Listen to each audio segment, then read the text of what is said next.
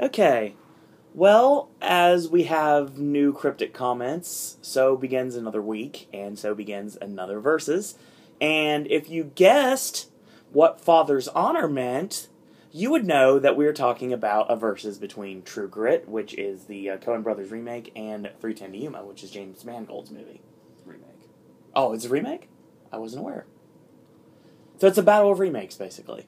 That's a whole category I'm doing. Oh, sweet. So, AJ, without any further ado, take it away, partner. You should have run that by me before we ran this video. I would have said, fuck no. Giddy up, cowboy. Okay. I don't like Westerns. I never have, but these two are amazing. You make that abundantly clear. Yes. I wanted to do Western because it was a genre I hadn't done yet, and I'd done most Westerns in this segment. Genres in this segment. Yes. I said genres, or I said Westerns. Sure. No. Fuck it. Just, okay, Mean Gene, let's do this. Alright.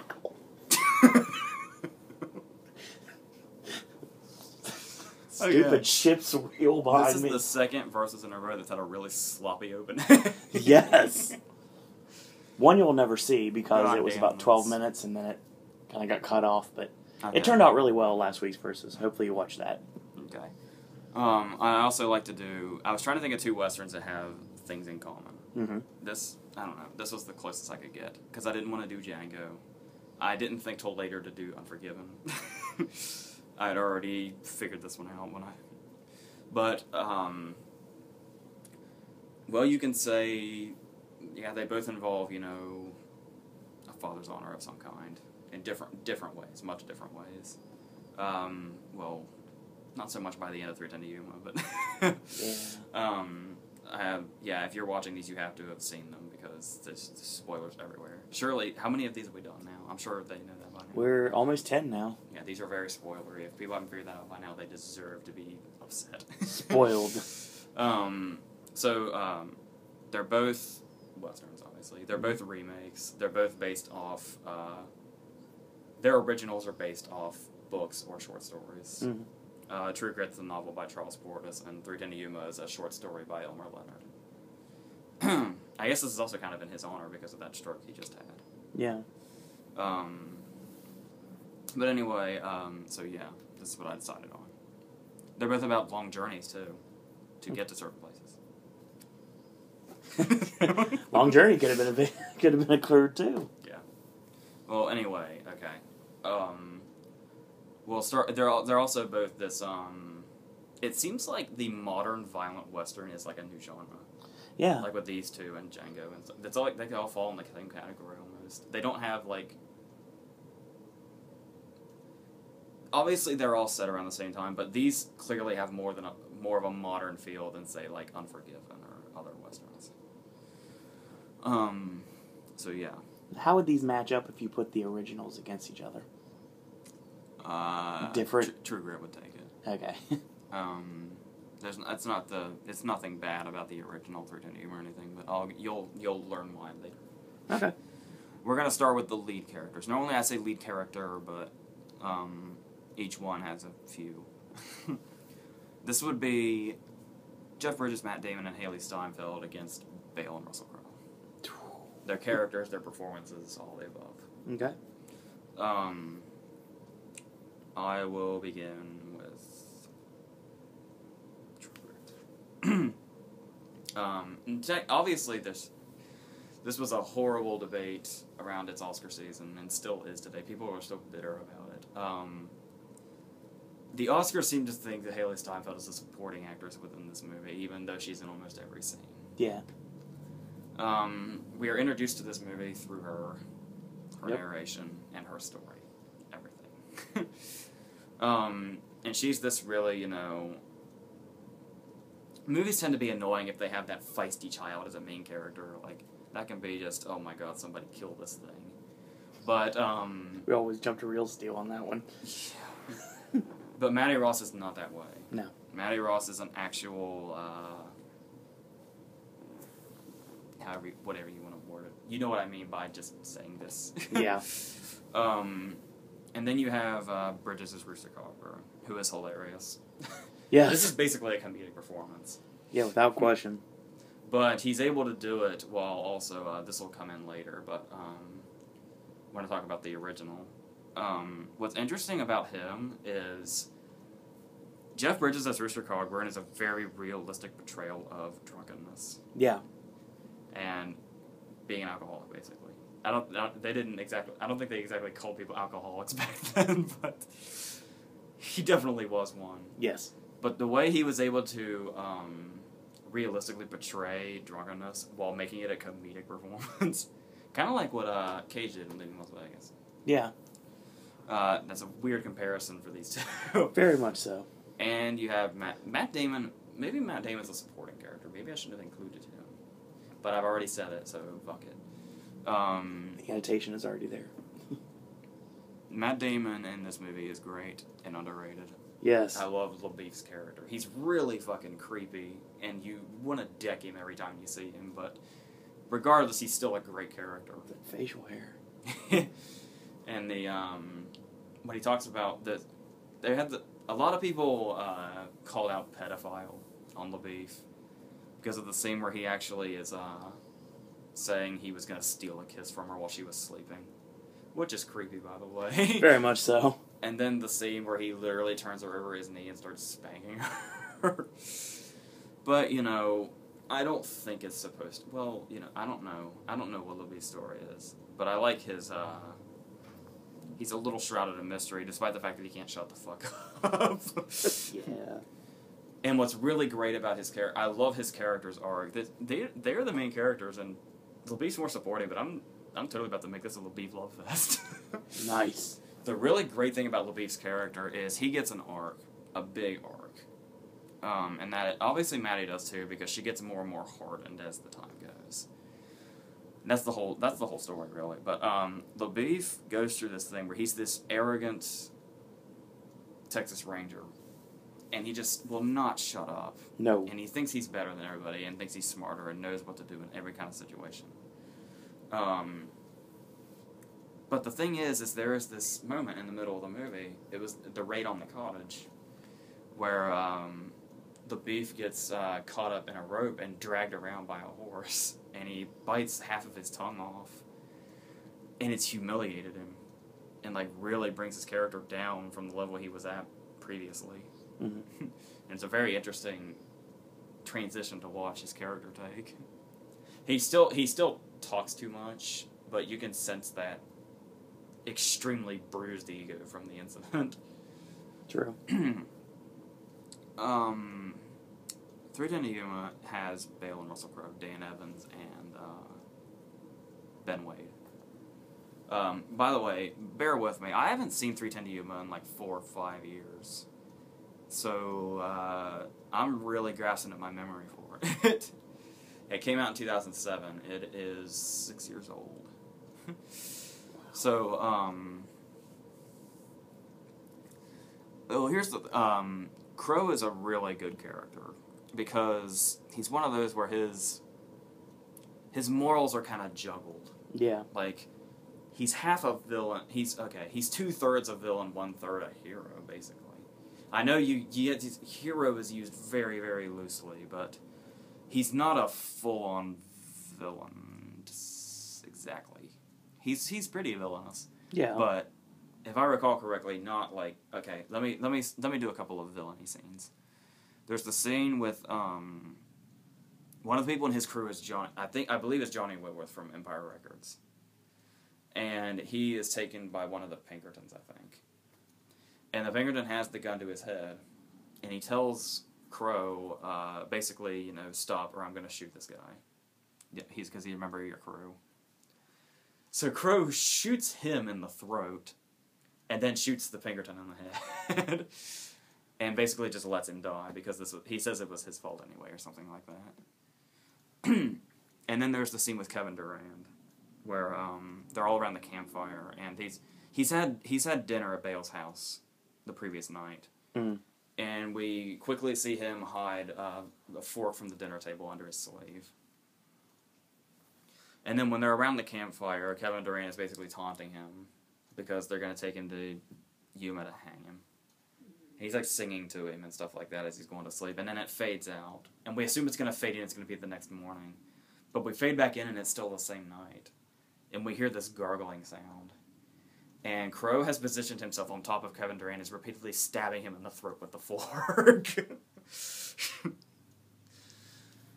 Having said that, he's not exactly a full-on villain. He's real. That's what's great about the character is I cannot explain this. You have to see his performance and the character unfold to understand what I'm talking about by saying the guy that repeatedly stabs people in the throat with forks or shoots them in the throat. He goes for the throat a lot. Yeah, is not necessarily a villain. Okay. There is a villain in 3 to Yuma, and we'll get to that soon. The other character is Bale's Dan Evans. Okay, he's got a story going on. He's this poor rancher. He's got one leg too. He's just life said fuck you to him. Yeah. And he's gotten this job offer basically, or he either asked for the job or he got an offer to him. It's one of the two. To transport Ben Wade to the train station for money. Mm-hmm.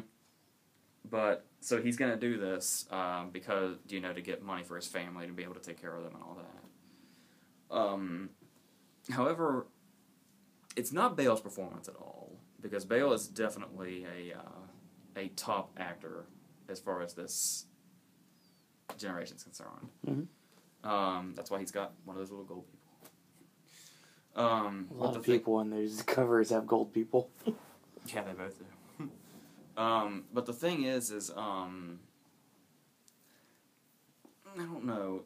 I don't find Dan Evans that interesting. Okay. At least I don't remember finding him that interesting. I just particularly remember... There's the one scene around the campfire. This is right before Kevin Durant dies. Ben Wade is trying to get into Dan's head. And he's talking about how poor he is. And he says... he's talking about his wife. And he says, well, if I was married to her, I would, take care of her. I'd, make her not work like you make her do. And I'd buy her dresses and everything she needs. And he snaps and says, don't talk about my wife or I'm going to kill you, basically. And that's one of the only times he comes out. But that's the thing is, I guess what makes him a little boring, I guess you could say. This isn't a crack at Batman. But... the thing that makes Dan Evans a little boring is how incorruptible he is. Which Bale has a knack for, which is why I was jumping on the Batman thing. Yeah. Bale has a thing about playing incorruptible people. True. But of course, I say him being incorruptible may make him a little boring. If you ask somebody else, they would probably say he's so interesting because he's incorruptible. Depends on how you look at it. But, I don't think he's a very memorable character. Like I said, that's no fault of Bale's at all. Bale is fine. It's just, I just don't think his character lives up to the other interesting characters in this movie, which is kind of a problem. So, leading characters would go to True Grit. Alright. Let's talk about villains now. There's a mistake on both cases, okay? That's another thing these movies have in common. Okay. If you were to ask somebody that was on the outside looking in, who are the villains in these movies, they'd say Ben Wade and Tom Chaney. Yeah. Not the case. They're wrong. In either case. Tom Chaney is a complete idiot and does nothing. Ben Wade is on the fence. Yeah. The true villains of these movies are Charlie Prince and Lucky Ned Pepper. Yeah, no lie. Played respectively by Ben Foster and Barry Pepper. Those are two great actors that play villains, by the way. Yes. Very underrated and all that. Barry Pepper still needs a good leading role besides knockaround guys. Because I'm the only person in the world that loves knockaround guys. It's in my top 5 movies of all time. And nobody even knows what it is, really. But enough Barry Pepper praise. Let's talk about his character. His character. Let's stop talking about Pepper and talk about his character, Pepper. Yeah. Let's talk about Lucky Ned first. By the way, Michael Biehn initially auditioned for him, but the Coen brothers just liked Barry Pepper better. It has nothing to do with, hey, his name's Pepper, that's funny, let's cast him. Obviously, it's the Coen brothers. I'm not going to do that. I don't know. They have an interesting sense of humor. Maybe they would do that. Yeah. But anyway, they knew what they were doing. The thing that I really liked about what Barry Pepper did in this was, first off, Barry Pepper's in this movie for like 5 minutes. That's it. His character's all talked about. He's got, the woolly chaps, and he's got the fucked up face, and he's doing he was played by Robert Duvall in the original, and he's intentionally doing Robert Duvall's voice. And you would say, well, that's kind of cheap, but it actually works, because I didn't know, when I first saw the movie, I didn't catch it. But when somebody said it, it's like, of course. It's like when people tell you Nicolas Cage was doing Batman, and he was doing Adam West in Kick-Ass. Yeah. You don't think about it the first time, but then once somebody told you, that's all you can hear. No lie. Barry Pepper really went into this character. Like, I was listening to an interview, and he was talking to the prop guy. And even though you never see it in the movie, it just helped him get into character. If you were to see, like, the butt of the handle, I guess, that butts are on rifles. I don't know gun terminology. Fuck off, please. Leave me alone! The handle of Lucky Ned Pepper's gun has a shamrock on it. Yes. But you can't see that in the movie. Barry Pepper just had it put on there because it helped it, but he didn't character. He's Lucky Ned, it makes sense. Because it's something Lucky Ned would have on there. Yeah. And you just have that really great scene where we first see him, and he, like, puts his boot down on Maddie's face, and he's, like, screaming at Rooster even though he has no idea where he is. He's like, blowing spit everywhere when he's talking. And yeah. What was it? What's the line? It's something for a one-eyed fat man that he directs at Rooster. It's the line right before "Fill your hand, you son of a bitch." But anyway, yeah, it's just, even it's a really small part, he's really great in it, and it's really a fun character to watch. However, Ben Foster as Charlie Prince is probably one of the better villains in movies in general in the past 15 years at least. This character is fucking insane and ruthless and unpredictable. The very first time we see him, he's just killing people left and right. And it's really funny because, once again, I saw an interview with Ben Foster where apparently when Ben Foster was a kid, he liked to pretend he was a cowboy, just messing around. And he'd put on these orange pants, and he'd go around like a cowboy. Mm. And sure enough, he got the part in 3:10 to Yuma, and they showed him his wardrobe, and Charlie Prince wears orange pants. It just happened that way. Nice. So, and of course, Peter Fonda made the mistake of calling him Charlie Princess. And later on, not by Charlie Prince, but later on, Peter Fonda did get thrown off a cliff. But, it just caught back up to him. Of course. And then, there's the, as you can see, the scene where they get to Contention, I think is the name of the town. But anyway, they ride in. They've just now gotten... Contention. They've just now gotten into town.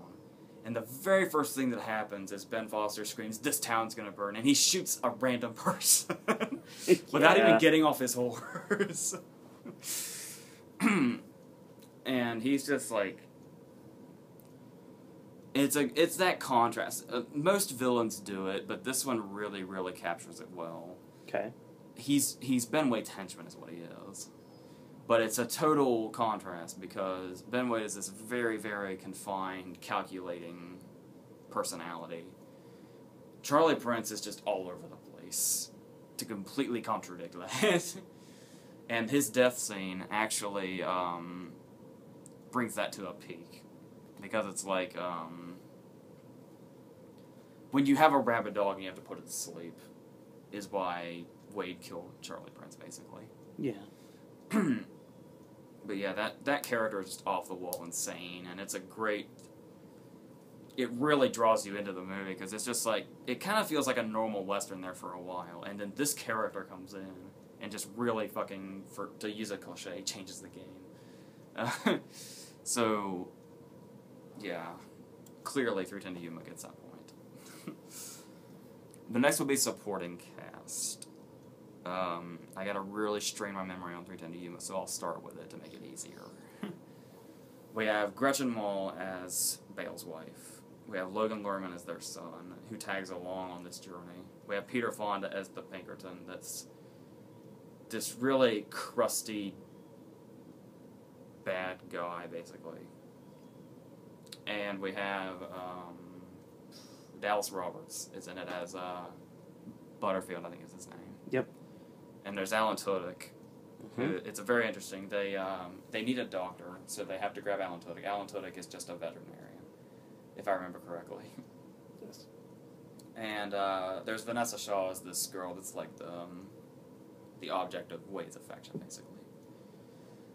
On top of that, unless I miss somebody, you have this random-ass cameo in the middle of the movie, and that is Luke Wilson. He just shows up. I don't know the rest of the names on here. They don't sound familiar, but yeah. You named all the names. So, I will say this. Even though I don't remember much about the characters and Kevin Durant I mentioned earlier. Of course. Even though I don't remember much about the characters in 310 To Yuma, it's worth noting that 310 To Yuma got a SAG Ensemble nomination. Which is an interesting accomplishment. I'll just go into here. Dallas Roberts is a really good actor. Not many people know about him. His first movie was A Home at the End of the World with Colin Farrell, I think. And just recently he was in The Grey. And he's got this way about him where he can play. It seems to be an ongoing thing with him with 310 To Yuma and The Grey. He can be he's almost typecast as this character that's like the soft-voiced voice of reason amidst more lively people. Yeah. But he's able to make himself stand out in that way. He's able to quietly stand out, which is a very interesting thing to be able to do. I hate to go all sexist on you, but Gretchen Mol and Vanessa Shaw, I remember almost nothing about them. Apart from the fact that Gretchen Mol is his wife. Like, I think past the dinner scene, I don't think we see her. Maybe we cut back, I don't remember. There's Logan Lerman, who, going back to the Percy Jackson review, Logan Lerman is great in a lot of movies, like this and Gamer, and of course, The Perks of Being a Wallflower, which was a incredibly great performance last year. In those Percy Jackson movies, he's, a blank face, but basically. But in this, he also has the spunky kid that wants to get, involved in danger and impress his dad, basically, and get his dad's honor and all that. So, he does that just fine. It's not like a big, showy role or anything, but he's there. More so than other movies like Percy Jackson, for instance. I also think it's quite incredible that 310 To Yuma is now 7 years old, and in Percy Jackson's Sea of Monsters, he looked just like he did in 310 To Yuma. Yeah? 6 years later. Just shorter hair. That's it. Yeah, I don't remember much about Alan Tudyk. Alan Tudyk was kind of comedy relief, I think. Mm-hmm. And then, like I said, you have Peter Fonda, who's this crusty old villainy type. Even though he's like the law, he's still like a villain. So that's good.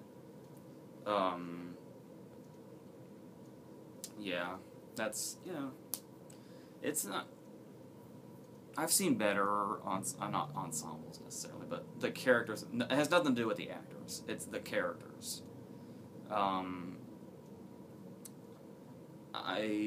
I think more could have been done to kind of help these characters stand out a little more.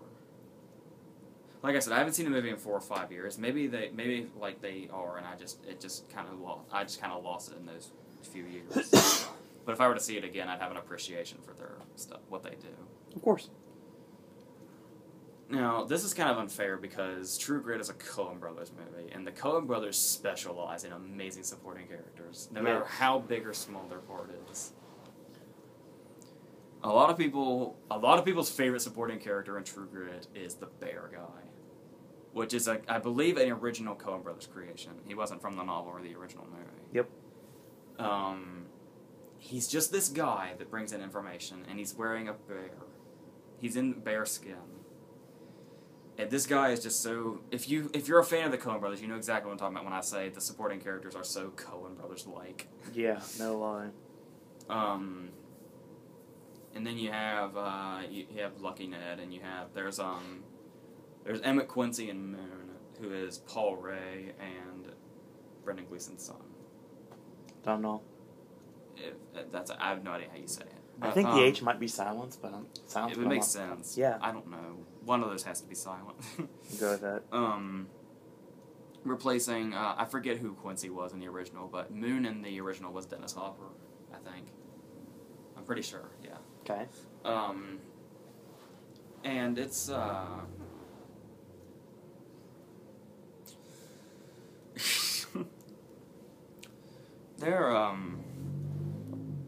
a car outside that's really killing my train of thought.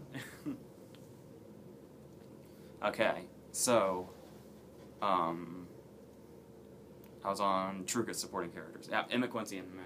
Yeah. Emmett Quincy is played by this guy, Paul Ray, who, I really want to see him in a lot more stuff. He's like... it's kind of funny. He reminds me so much in appearance and voice of my 10th grade science teacher. They look and sound so much alike, it's weird.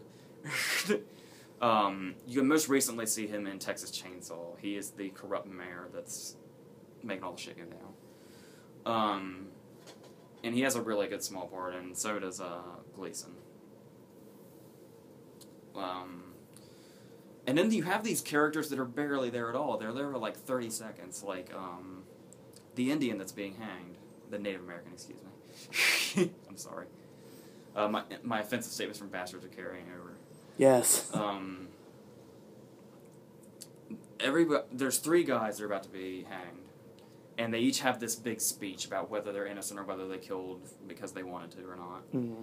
And then the Native American says, before I am hanged, I would just like to say, and then just throw the bag over his head and they don't care, and then they hang them immediately. And then there's the caretaker at the funeral home, where it's like, he says, she's looking at her dad's body and identifying him. And he says, if you'd like to kiss him, it would be alright. And he says it twice. He bookends the scene with it.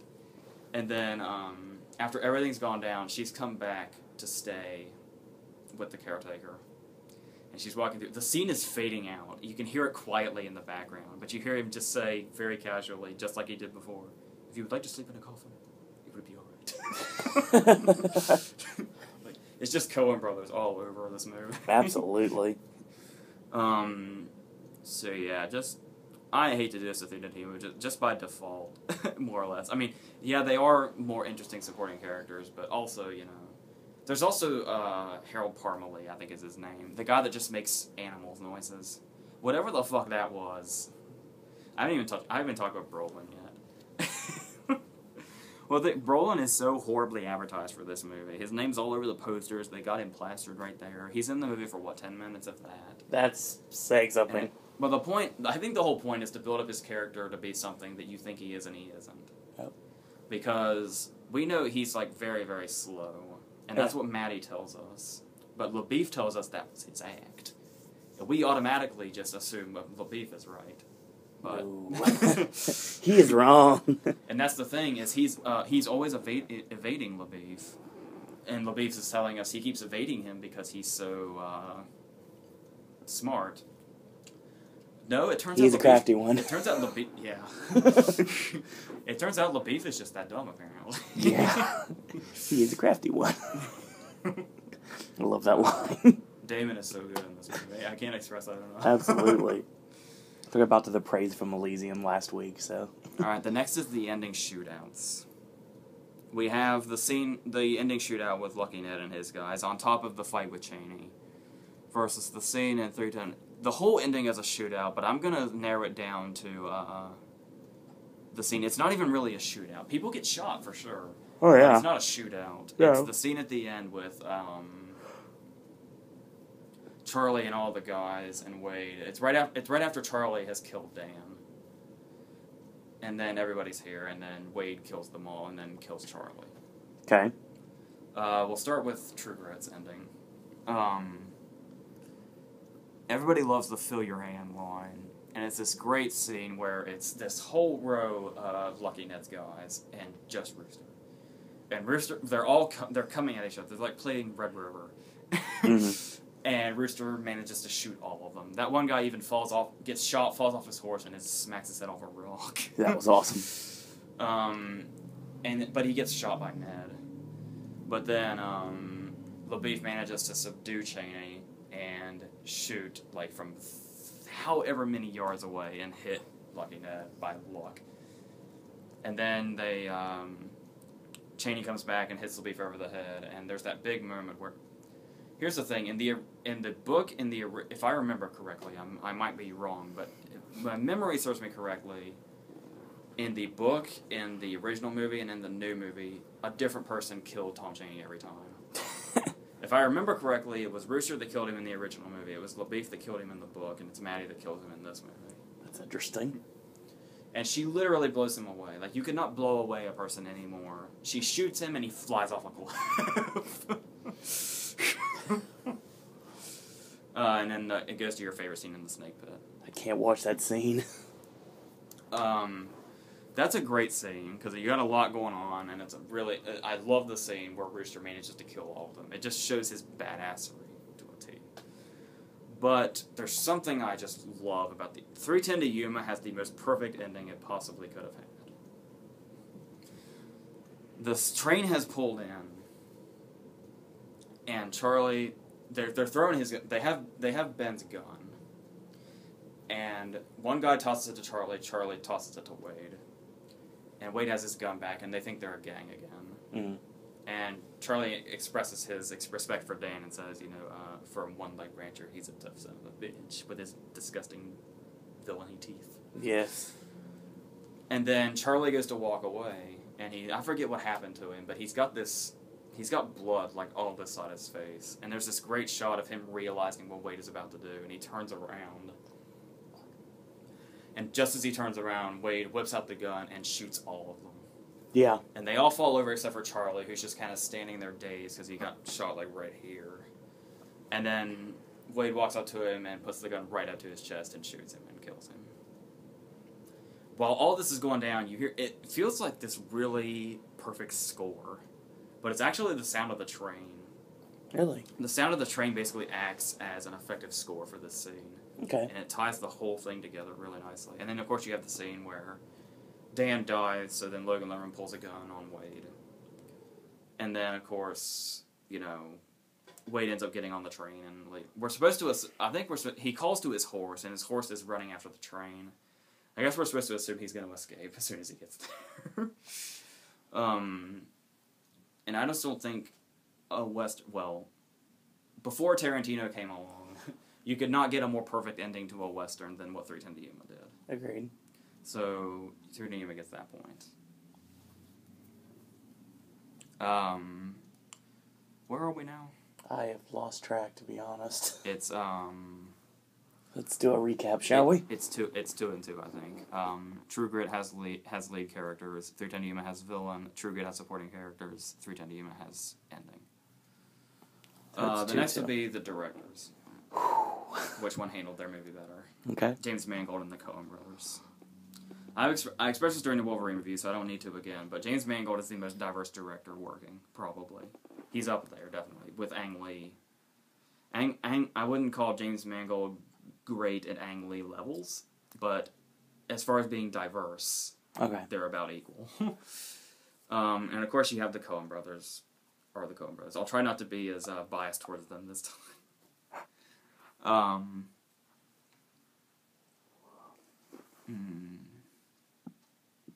Okay. This one's actually pretty easy. But it's not a bias this time, okay? Okay. The Coen brothers did something great. The Coen brothers made a lot of scenes in True Grit look like paintings. Yeah. Or really, really well photographed pictures. True. And it's like, watching this moving piece of art as you're watching it. Not, like, in that way, but I mean just like, watching a painting come to life and tell a story. Until you get to the magnificent ending of 310 to Yuma, 310 to Yuma kind of has the feel of, it doesn't really necessarily branch out from other westerns. It doesn't really, have a visual verve to it or anything. It just kind of is what it is. But I mean, it's still, it's got a good flow. That's also a point to give the Mangold. But True Grit also has an amazing flow. And it's... Long story short, this goes to True Grit. I'm not demeaning Mangold in any way. 310 to Yuma is handled very well. But True Grit is just this magnificent thing. Here's the great thing that they did. True Grit does not feel long. No, not at all. True Grit is not long. It's only an hour 50. Yeah. But they somehow managed to make it feel epic. Agreed. Which is... I don't know how one does that, but they're the Coen brothers, so they can do fucking anything. Epic without being boring, too. Yeah. So, yeah, there's that. Now, the last category is one that I've been bringing up. I will say right off the bat, whether old people get mad at me or throw their canes at me or whatever, I know where this is going. Both of these movies surpass their original. They don't necessarily beat their originals to death or anything. Just, I think I prefer both of these to their originals. The question is, which one betters its original better? Okay. Because I've ran out of categories. What is the title of this category, then? That's for you to figure out later. All right. I'll think of it. The interesting thing is, True Grit's original is a really beloved movie, and it is really good, for what it is. It's just you have like this 30-year-old girl. You have this 30-year-old woman playing Maddie, who's like 12, and you have Rooster is more of like. It's hard to imagine Rooster being the tough guy that is. I don't fucking care if he's played by John Wayne. That automatically makes him tough. No, it doesn't. John Wayne's Rooster Cogburn is a buffoon. Like he's very wacky about the character. I don't know how he won his Oscar for it. I don't know how John Wayne won an Oscar at all personally, but that's just me. My dad's very disappointed in me right now. I know a lot of people that watch this channel. But then there is, now, here's the thing. People get on movies nowadays for being too serious. This True Grit is not by any means too serious. No. The original True Grit was a little too, I guess, wacky-oriented. Okay. This True Grit is hilarious. Yeah. I mean, it's a very serious movie and has the really, really powerful themes in it, but the movie's hilarious. Yeah, it definitely is. But it manages to balance all this perfectly because, once again, that's what the Coen brothers do. The interesting thing about 310 to Yuma is the original movie is... this remake is all about the journey to get to the train station. I mean, the journey doesn't actually start till almost an hour in, but regardless, a majority of the movie is the journey to get to the train station. Okay. But the thing is the scenes at the beginning of 310 to Yuma, like, with Wade and stuff, and then when you get to the end, when they're, like, waiting at the train station, like, waiting for the time to come around, and they're anticipating Charlie's guys coming. Yeah. That's the whole movie of the original. The journey's not in there. Really? It's basically the beginning and end of this movie is the original. And there is a funny joke. I can't remember what numbers there are, so I'll say 7 and 8. There is a goof in the original 310 to Yuma where Charlie's guys are coming, And at first it's 8, and then it starts at 7, then there's 8, and then goes back to 7 or something like that. Mm. And they make a joke about that in this movie by saying, how many guys are there? Wait, 8. No, it's 7. Which one is it, 7 or 8? That's great. The genius of the Coen brothers again. That was through To Yuma. Oh. So I do like that they added more to the story. Like there's definitely more to the characters.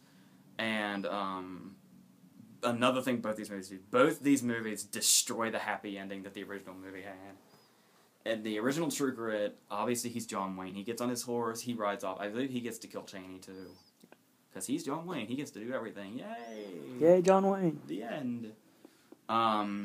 Nope. Rooster grows very old and dies. And Maddie loses her arm, has to have her arm amputated, and she becomes a bitter old woman. Because of the snake bite. And she never sees Little Beef again. And 310 to Yuma, they both get on the train together, and the Western music plays, and they're like, yeah! And then they ride off in the train. The end. But no, we know that Charlie kills Dan and leaves Logan Lerman without a dad at the train station. Yep. And rides off to go to prison. After we just grow to like him. Fuck you, happy endings. No lie.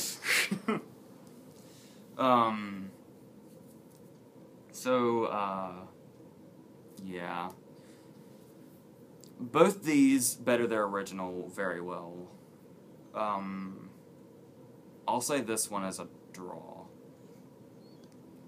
I believe that makes True Grit win 3-2. Wow. I'm kind of surprised about that one. Oh, hold on. Let me check. Let me double check. I fucked up when I did Screaming Halloween. Yeah, you did. True Grit got lead characters. Yes. 310 to Yuma got villain. Yep. True Grit got supporting characters. Yep. 310 to Yuma got ending. True Grit got directors. The better directed. Yep. Okay. 3-2. Yes. Okay, True Grit barely took this. Oh, man. Are you surprised? I had no idea where this was going to go. I didn't have this one predetermined like I did last week. Interesting. But they're both magnificent. And both got me more into the genre than I was. So that's it for this one. Next week? I have no idea. I don't remember what next week is, but it'll be fun, like they always are. So until then.